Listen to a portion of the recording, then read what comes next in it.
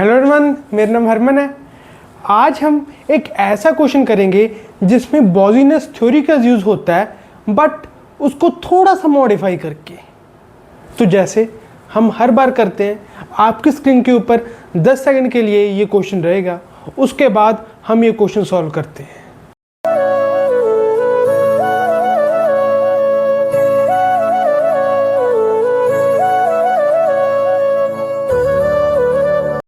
तो इस क्वेश्चन में हमको कहा गया है कि एक पोल है जिसका 30 किलो न्यूटन वेट है, 30 किलो न्यूटन इसका वेट है, पर ये 3 मीटर इनटू द ग्राउंड रखा गया है। Right, this is ground surface.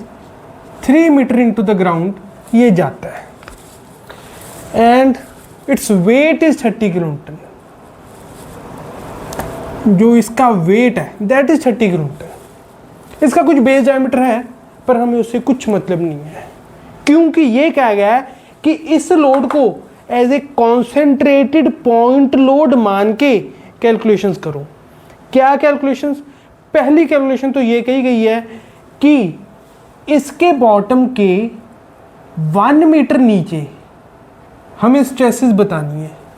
First part में कहा गया है कि जस्ट इसके जो सेंटर है, सेंटर के नीचे बतानी है आपको 1 मीटर, यहां पे बतानी है, यहां पे 1 मीटर पे कि कितनी स्ट्रेस होगी, एडिशनल कितनी स्ट्रेस आ जाएगी इस 30 किलो न्यूटन की वजह से। एडिशनल क्यों? क्योंकि सॉइल की भी यहां पे कोई ना कोई स्ट्रेस तो होगी।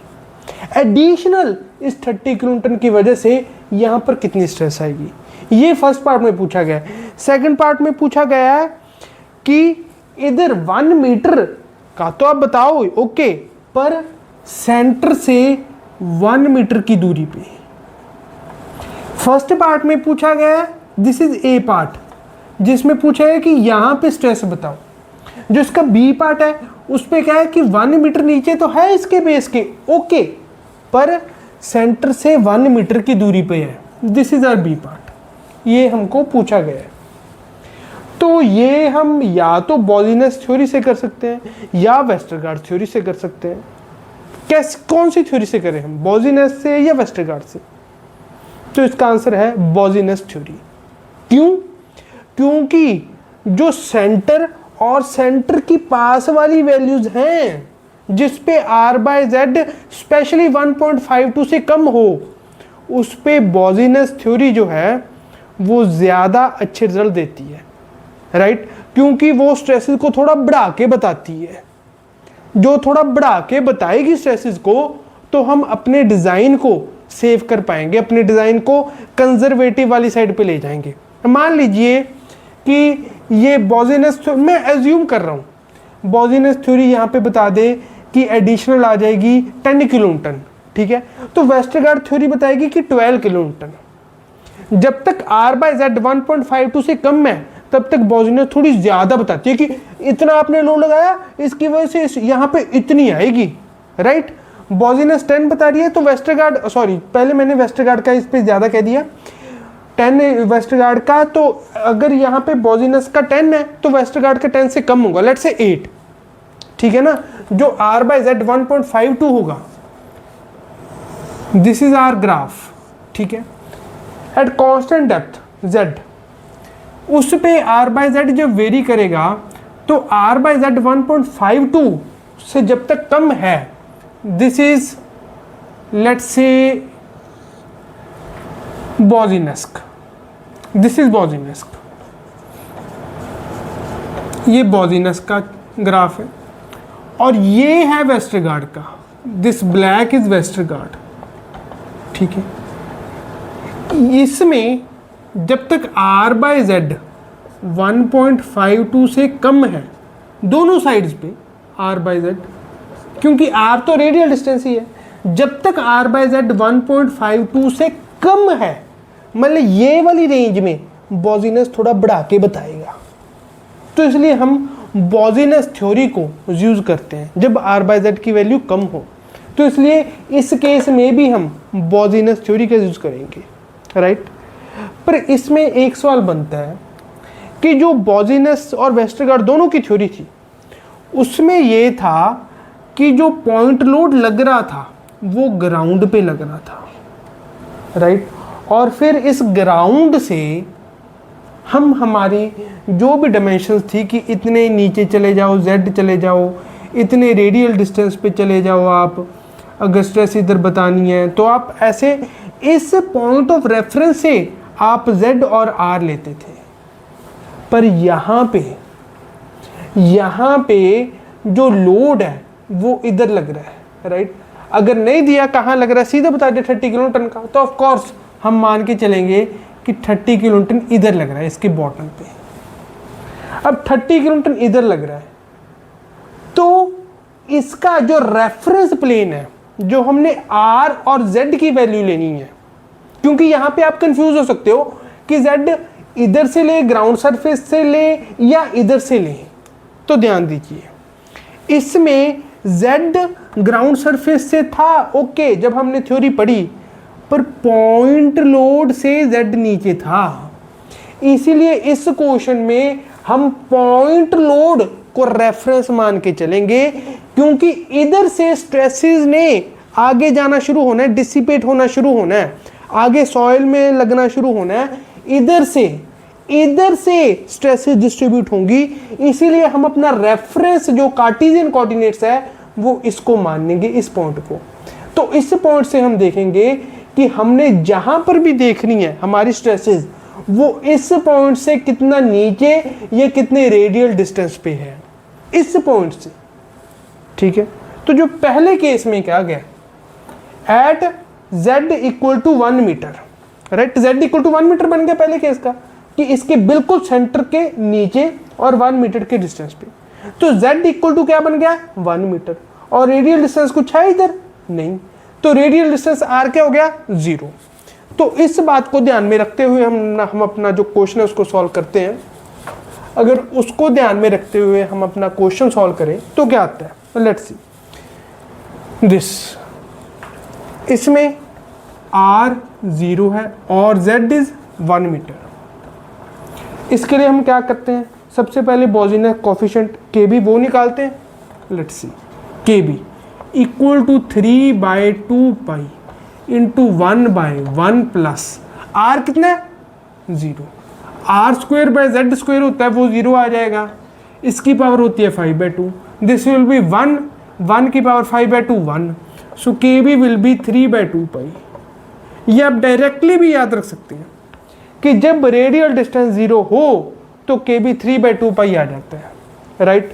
नो, सिग्मा z आपको निकालना है। सिग्मा z क्या होता है, kb into Q by Z square. Q कितना है यहाँ पे, लोड कितना है, 30 किलोन्यूटन, 30/1 का स्क्वायर आ जाएगा ये, सिग्मा z यहाँ पे आ जाएगा। This will come out to be 3/2 pi into 30, okay, 3/2 pi into 30, this is 14.32 kilo newton per metre square. ये ए पार्ट का आंसर आ गया कि 14.32 kilo newton per metre square होगा हमारी जो एडिशनल जो प्रेशर इंटेंसिटी वो लगेगी इस 30 किलो न्यूटन के लोड की वजह से। एडिशनल क्यों कह रहे हैं, क्योंकि जो सॉइल की जो एक स्टैटिक होने की वजह से जो जियोस्टैटिक स्ट्रेसेस होती हैं सॉइल की, जो इसका यहाँ पे गामा होगा सॉइल का, गामा जेड जो हम पढ़ते हैं, राइट, वो तो लगेगी। इसके एडिशन में जो हमने ये टावर 30 किलो न्यूटन का रखा है, इसकी वजह से कितनी और स्ट्रेस आ गई इस पॉइंट पे, उसको हम बता रहे हैं, इसलिए एडिशनल स्ट्रेस का नाम दे रहे हैं हम इसको, राइट। तो ये हमने निकाल लिया 14.32 kilo newton per metre square ए पॉइंट पे, बिल्कुल सेंटर के नीचे 1 मीटर के डिस्टेंस पे, 1 मीटर की डेप्थ पे, below the centre, right. Now B part वो भी हम अब बड़ी आसानी से निकाल लेंगे। बी पार्ट में क्या है, दिस वाज ए पार्ट। अब बी पार्ट क्या आएगा, let me raise the board, B part कर लेता हूं मैं। बी पार्ट में क्या आएगा, बी पार्ट में z 1 मीटर दिया हुआ है, radial distance is given to me 1 metre. यहां पे क्या कहा गया कि सेंटर से 1 मीटर की डिस्टेंस पे, तो मतलब रेडियल डिस्टेंस क्या बन गया 1 मीटर।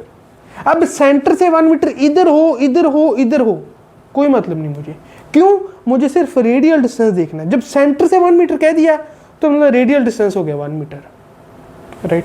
तो रेडियल डिस्टेंस 1 मीटर।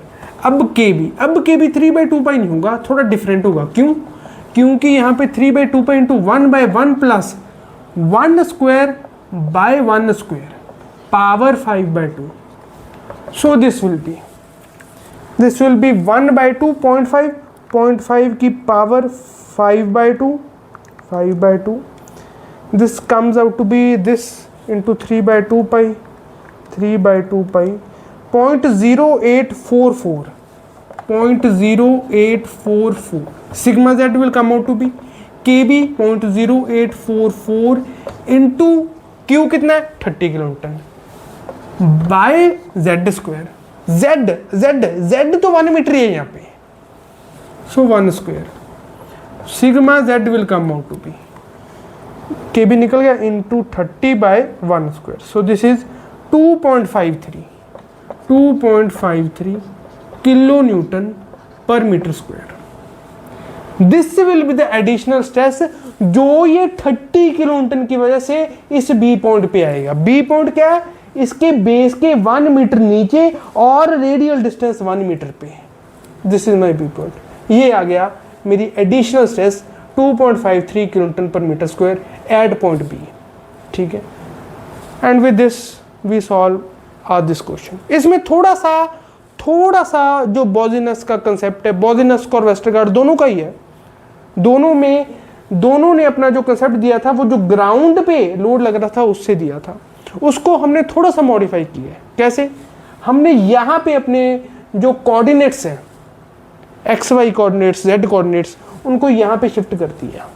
यहाँ से अब हम ले रहे हैं, राइट, क्योंकि जो लोड है वो भी यहाँ पे लग रहा है। अब यहाँ से हमारा जो लोड है वो डिस्पर्स होना शुरू होगा, इसीलिए हमने यहाँ पे अपने कोऑर्डिनेट्स को शिफ्ट किया था, राइट।